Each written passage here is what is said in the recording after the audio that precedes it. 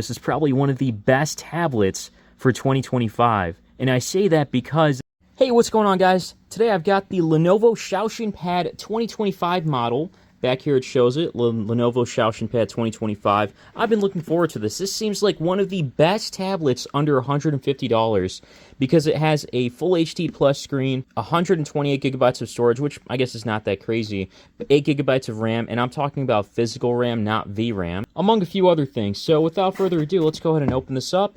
I'm not going to go through the full unboxing process here, but I did want to mention, after you take the plastic off, there's two different areas where there's stickers on here that says Lenovo. So this will be an indicator on whether or not it's new, in case if you're buying this from a third-party website or something along those lines. I'll have a link below as to where I got this, of course, and if it's available on Amazon. In the box, here's everything it comes with, and the user guide and everything is in Mandarin, so unfortunately no English there. So either way, I never really look at them personally, so I've never had an issue. And then here is the wall outlet.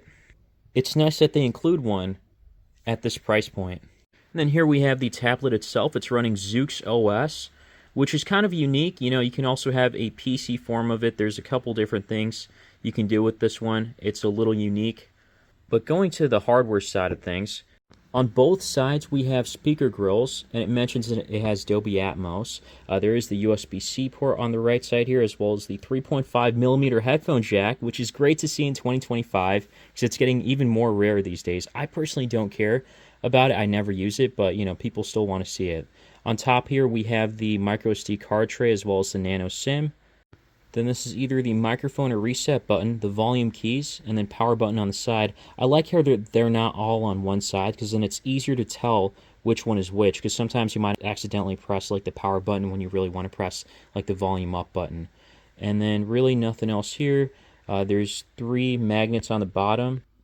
And then finally we have the rear camera, which is 8 megapixels, as well as the front camera that's on top. So the rear camera seems to be a little, actually the software itself seems to be a little more intuitive. The camera quality is nothing to be too excited over. It's not bad though, from what I can tell here. And then I also took a few more pictures. This was with HDR and AI Assistant on. So it does a pretty good job of, like, I'm able to read everything down here, which is good. Then this is just HDR and then non-HDR, which kind of feels like it's one and the same. There's nothing different really here. Maybe this one's slightly brighter. But yeah, this AI Assistant is kind of interesting. It looks like it might make shots a little bit better. Let's see. So this was AI on, AI off. Yeah, actually, I really can't tell the difference. I guess I should say AI Lens is more so for copying like text here if needed. So that's really what it's all about here. I wouldn't really call that AI personally, but you know, to each their own. Then the front camera is also pretty good. This is more so not just for taking Skype calls, but you can also use this as a face unlock, which does a pretty good job. So if I'm able to unlock this and my face shows up, it turns on within a second. So there's that. And then out of the box, you don't get this here. This is all that I installed. There are some apps that are pre-installed here, and being ZuxOs, yeah, there's definitely going to be a little bit of bloatware in general.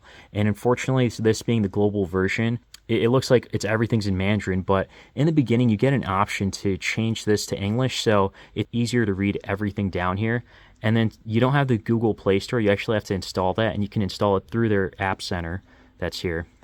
Here are all the apps it comes pre-installed with, and there's a lot of space on this one because the one I have is 256 gigs, but you can uninstall a lot of these. Like if I wanted to go ahead and uninstall this one, I'm able to.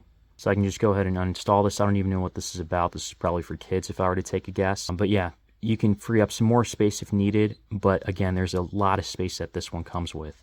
So here's what it comes with out of the box, 238 gigabytes, free out of 256. It also shows the model and hardware, TB335FC. CPU is MediaTek Dimensity 6300 with 8 gigabytes of RAM. And this is not like 8 gigabytes of RAM and it's like VRAM and physical RAM together. No, this is 8 gigabytes of physical RAM. And then there's also the ZuxOs version, and then it's running Android 15 on top of it all. Favorite feature is the fact that this can fold up completely and you can just store this in the car and go. Yeah, these speakers are amazing. watching videos on here feels great. You can watch videos at 1440p on YouTube and then 1080p on Netflix because this has a wideband security of L1. And not just Netflix, but any streaming platform should work because this has a wideband security of, again, L1 right here.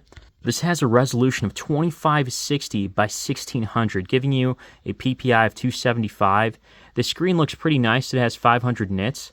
It does seem a little bit familiar to the Fire Max 11, the build itself, because of the bezels being kind of thin. This is very similar in a way. Not saying that's a bad thing, but I just noticed that this looks a little similar to like tablets in the past. Basic tasks and performance in general, you won't notice any issues with basic tasks, even some multitasking here, because it does have 8 gigabytes of RAM, and the CPU is nothing to be too excited over, but it's not bad. Same with the GPU, I feel like we've seen that for a while, the ARM Mali G57 MC2. And on Geekbench, I was able to test this out a couple of times, where the score was around 780 and then the multi-score was about 2000. So yeah, it performs lower than almost every other like device that's on here on the benchmarks. But benchmarks don't always translate into performance, so yeah, let's take a look at how games perform on here. Before I forget, here is the GPU score as well, about 1296 for the, what was it, Vulkan, and then 1245 and 1259 were the other one. So when you go into GPU, yeah, OpenCL was the bottom two, and then Vulkan was the top two.